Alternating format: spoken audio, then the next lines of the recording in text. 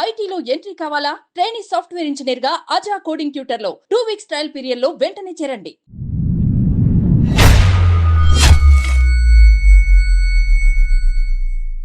Welcome to Suman TV. మహారాష్ట్రలో కూడా ఈసారి ఏదైతే మహాయతికి ఎక్కువ మెజార్టీ ఇచ్చింది ఎవరో తెలుసా? మహిళలు.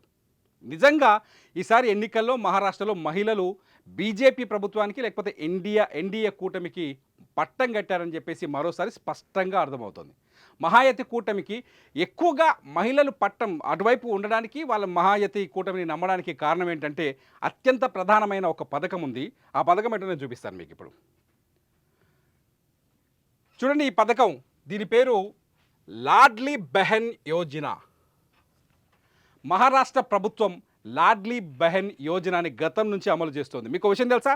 ఈ లాడ్లీ బెహన్ యోజన కింద ప్రతి మహిళకు నెలకు 1,500 రూపాయల ఆర్థిక సాయం అందించేవాళ్ళు. అట్ ది సేమ్ టైం ఆ ఆర్థిక సాయాన్ని ఈసారి లాడ్లీ బెహన్ యోజన కింద 2,100కు పెంచారు. గత ప్రభుత్వం ఏదైతే ఏక్నాథ్ షిండే గవర్నమెంట్ ఉందో, ఏక్నాథ్ షిండే గవర్నమెంట్ ఇచ్చిన లాడ్లీ బెహన్ యోజన కింద 1,500 రూపాయలు, దాన్ని 2,500కు పెంచారు. ఇదే లాడ్లీ బెహన్ యోజనని మధ్యప్రదేశ్ గవర్నమెంట్ కూడా, అప్పటి ముఖ్యమంత్రి, మొన్న మధ్యలో ముఖ్యమంత్రి వచ్చింది కదా, దీనికి ముందు శివరాజ్ సింగ్ చౌహాన్ ఉండే కదా, కేంద్ర మంత్రిగా ఉన్నారు ఆయన, శివరాజ్ సింగ్ చౌహాన్ కూడా గత ప్రభుత్వంలో లాడ్లీ బెహన్ యోజనని ప్రారంభించారు. ఎట్ ది సేమ్ టైం మహిళలకి మరొక ప్రోత్సాహం ఏంటంటే 2,500 మంది మహిళల్ని, విమెన్ని, యువతులని పోలీస్ డిపార్ట్మెంట్లో అకామిడేట్ చేస్తామని చెప్పారు. అంటే మహిళా శక్తిని పెంచే విధంగా బీజేపీ కానీ ఎన్డీఏ కూటమి కానీ ప్రచారం చేసింది. ఇకపోతే farmers guaranteed loan waiver under the Kisan Samman Yojana. గుర్తుపెట్టుకోండి, ఇదేంటో తెలుసా? మన రుణమాఫీ. తెలంగాణలో రుణమాఫీ అమలు చేసింది కదా ప్రభుత్వం, ఆ రుణమాఫీ. మీరు ఒకసారి మహా వికాస్ అఖాడా గురించి ఒకసారి చూడాలి. ఇక్కడ వాళ్ళ రైతులకు ఏమి ఇచ్చారు? Farmers will get loans up to 3 lakhs, 3 లక్షల వరకు ఎవరైతే లోన్ తీసుకుంటారో ఆ రైతులకి 50,000 రీపేమెంట్లో 50,000 రూపాయల సబ్సిడీ ఇస్తామని చెప్పారు. వీళ్ళు ఏం చేశారు? రుణమాఫీ చేస్తామని చెప్పారు. At the same time amount increases from 12,000 to 15,000 per year. ఏది కిసాన్ సమాన్ యోజన కింద ఆర్థిక సాయాన్ని కూడా 12,000 ఇస్తున్నారు. మన దగ్గర రైతు బంధులాగానే అక్కడ కూడా ఆ 12,000ని 15,000కు పెంచుతామని చెప్పారు. సో ఇక్కడ రైతులు, మహిళలు కంప్లీట్గా బీజేపీ వైపు తిరిగినట్టుగా అర్థమవుతుంది. మీరు ఓటింగ్ పర్సంటేజ్లో చూస్తే కూడా మహిళల ఓటు శాతం ఎక్కువగా ఉంది.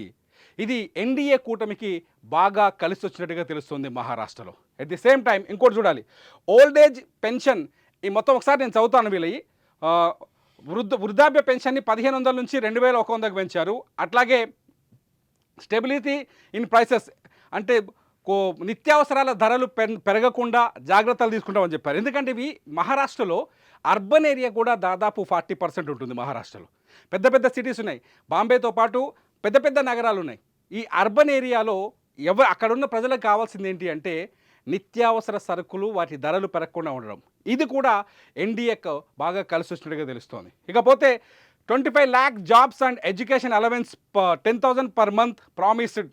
ఎవరికి? యువతకి ఇక్కడ 25 లక్షల ఉద్యోగాలు కల్పిస్తామని చెప్పారు. అట్లాగే ఎడ్యుకేషన్ కింద, ఎడ్యుకేషన్ అలవెన్స్ కింద నెలకి 10,000 రూపాయలు ఆర్థిక సాయం అందిస్తామని చెప్పారు. అట్ ది సేమ్ టైం 10 లక్షల మంది విద్యార్థులకు ట్రైనింగ్ ఇస్తామని చెప్పారు.